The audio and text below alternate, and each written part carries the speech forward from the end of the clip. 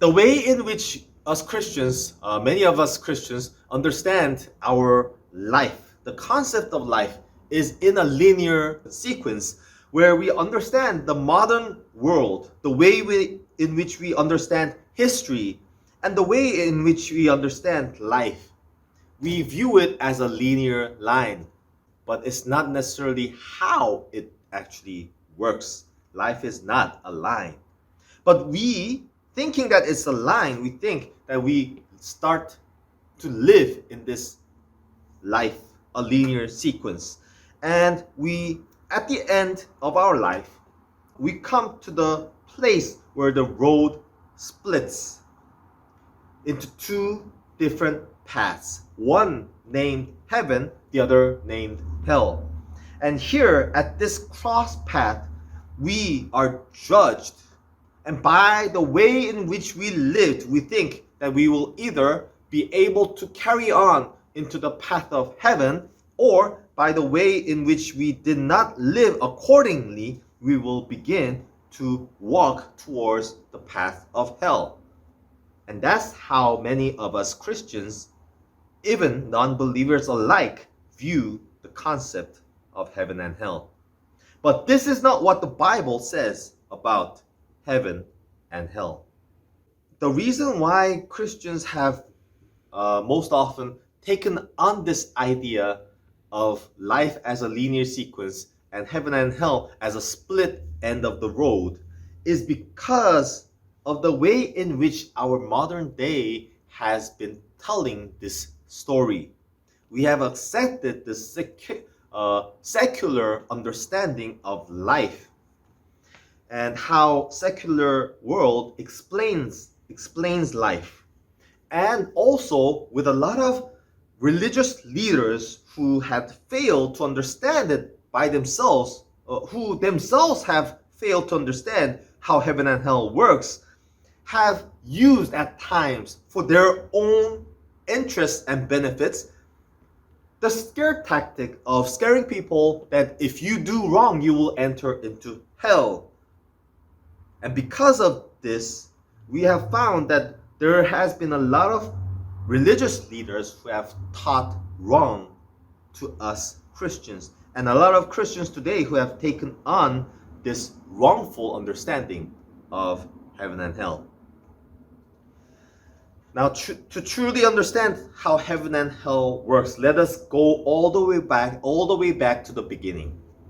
Now, in the beginning, God created heavens and the earth. There was no hell. You can find that in Genesis chapter 1. In fact, heaven and earth was the only things that God created, and He created heaven and earth not as two different entities or two different worlds, but He made one and the same, both in harmony with each other, both as one unity. The only problem was that temptation of the devil caused man to fall. The temptation of the devil caused man to sin. And from this sin, what we call original sin, we have a split of the world and heaven. Though heaven and earth had split, and the area where God's reign, the heaven, has been removed from this earth is the place we will now call hell.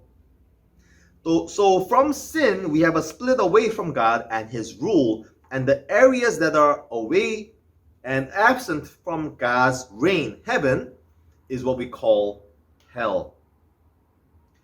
Now, God was saddened by this. He wanted to have a continuous relationship with the world and us. And because of it, God gave people a temporary resolution to this issue. Now, in order to understand this, I want to give you an example of how this works.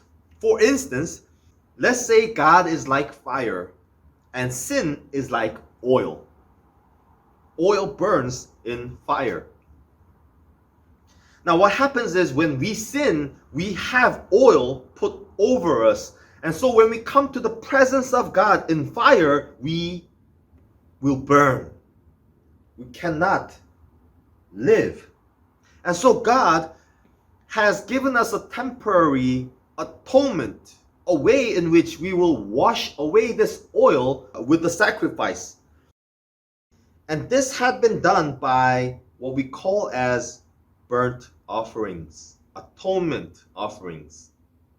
Now, this was temporary, and it allowed for a certain extent for us to be in relationship and in contact with God. However, it required us to continually wash ourselves away of this oil, sin, in order for us to have this relationship with God.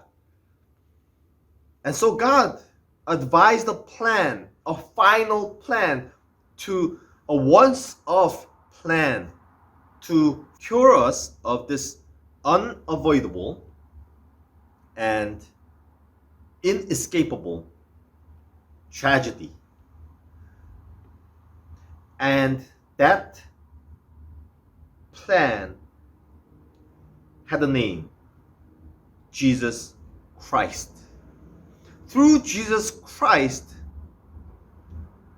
God allowed us, to whomever believes and accepts Jesus into their hearts, to be able now to come to God's presence without being burnt.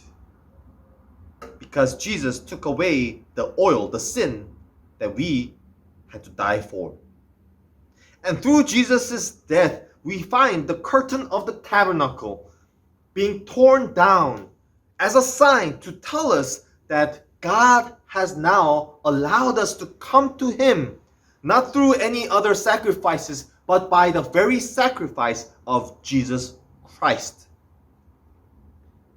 And from that moment, whomever accepts Jesus Christ and this salvation story of God has accepted the dominion of God into their hearts. And where that person is heaven. So true heaven is not about a place of being, but a state of being. A state where dominion of God comes into our lives.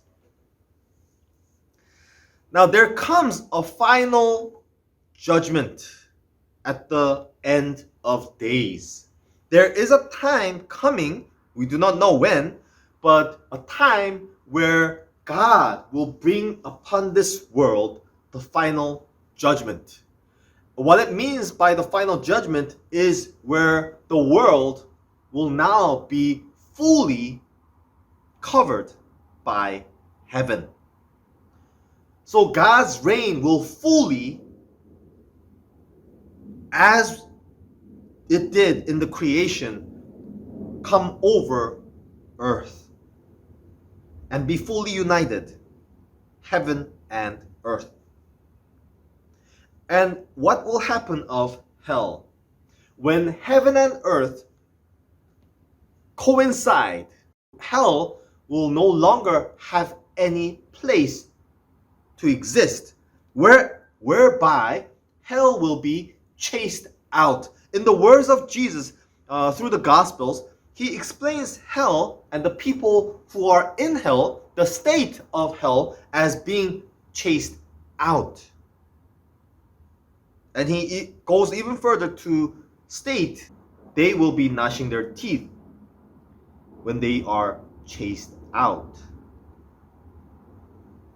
So in short, heaven is where full dominion of God exists, and hell is where the dominion of God is fully absent.